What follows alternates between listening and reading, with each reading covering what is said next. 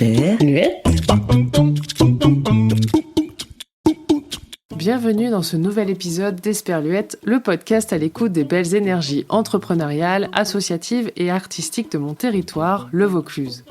Pas besoin d'être vauclusien ou vauclusienne pour m'écouter, ce podcast c'est surtout une bonne dose d'énergie positive qui va vous inspirer et peut-être même vous donner envie de partir à la découverte de votre propre territoire.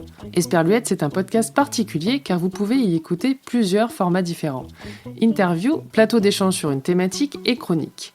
Pour découvrir tout ça, rendez-vous sur esperluette-podcast.fr. Aujourd'hui, puisque nous sommes en pleine période de Noël, je vous propose de découvrir un auteur d'histoires pour enfants vauclusien que j'ai eu le bonheur de rencontrer grâce à la magie des réseaux sociaux. Cette période étant propice aux moments passés en famille, je lui ai proposé d'en enregistrer quelques-unes afin que vous puissiez les écouter tous ensemble sans aucune modération. Il s'appelle Peter Paolo et il vient de sortir 2 albums magnifiquement illustrés et tout aussi magiques que l'histoire que vous allez entendre ici. La première, À la conquête du géant de Provence, est éditée chez Chouette Histoire et la seconde, Monsieur Paddy, est éditée chez Stuffed Moon. Allez découvrir son univers sur Instagram et Facebook en cherchant Peter Paolo 2.0 et soutenez-le, se lancer dans une telle aventure n'est jamais évident. Après l'histoire de la famille Croc, il vous raconte celle du capitaine Chance. Bonne écoute!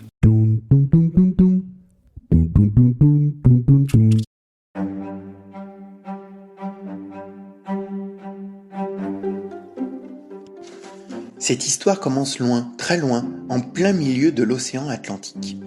Là, au cœur de la mer des Caraïbes, se trouve une île rocheuse, aux falaises hautes et tranchantes. C'est l'île de la Tortue. Cette île perdue est le repère d'un célèbre pirate à la jambe de bois, le capitaine Chance. Au large de l'île, mouille son bateau, un navire de grande voilure orné du célèbre drapeau de pirate. Imagine, un drapeau noir avec une tête de requin. Mais pourquoi un tel drapeau ? Quel mystère cache-t-il ? Eh bien, la légende raconte que le bateau de ce pirate a sombré il y a quelques années dans des eaux profondes, infestées de grands requins. Après son naufrage, l'équipage d'un autre bateau de pirates l'a retrouvé vivant, échoué sur la plage de l'île de la Tortue, son corps recouvert de profondes morsures de requins. Il avait survécu. C'est à cause de cet exploit que son équipage le surnomme le capitaine Chance. Il possède les plus grands trésors du monde. De l'or, plein les cales de son bateau, des sabres de collection, des chapeaux brodés recouverts de pierres précieuses, des bottes de roi, tout ce qu'un pirate aime posséder. Certains disent même qu'il aurait dérobé les œufs du grand condor.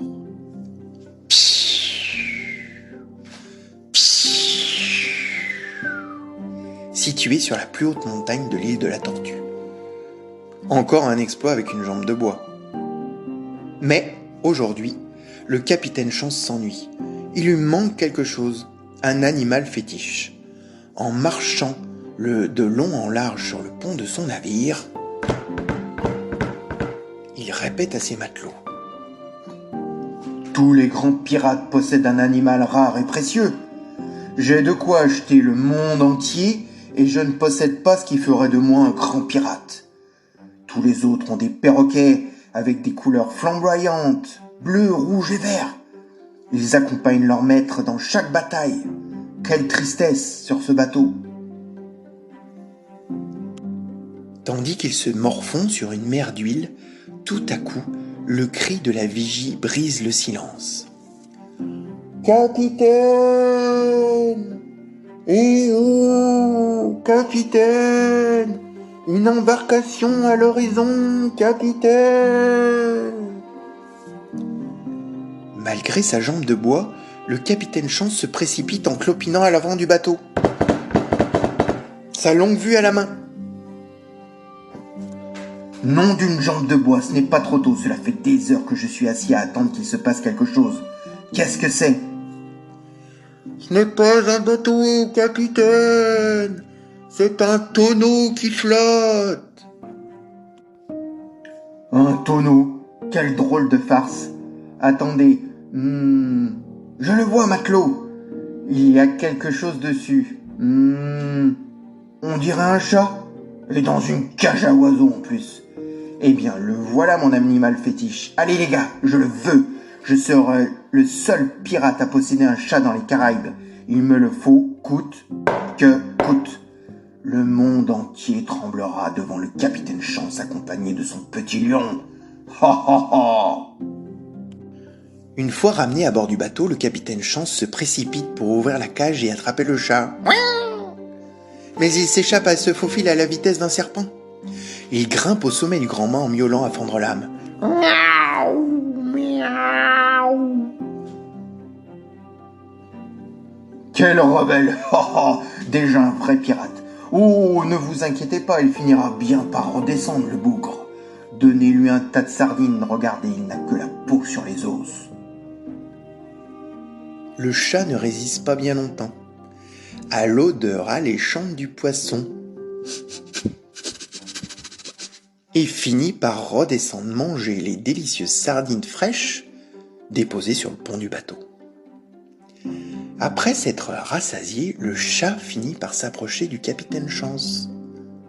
Miaou, miaou.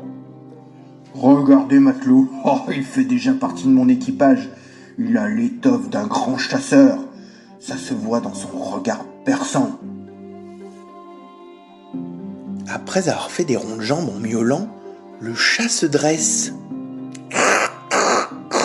et fait ses griffes sur la jambe de bois du capitaine Chance, comme ça, l'air de rien. Mais non, je n'en crois pas mes yeux. C'est comme ça que tu me remercies de t'avoir sauvé, le chat. En faisant tes griffes sur ma jambe de bois. Bon, ce n'est pas bien grave, une jambe de bois, ça se remplace. Maintenant, je crois avoir compris pourquoi tous les pirates ont des perroquets. Eux, au moins, ils ne dévorent pas la jambe de leur maître.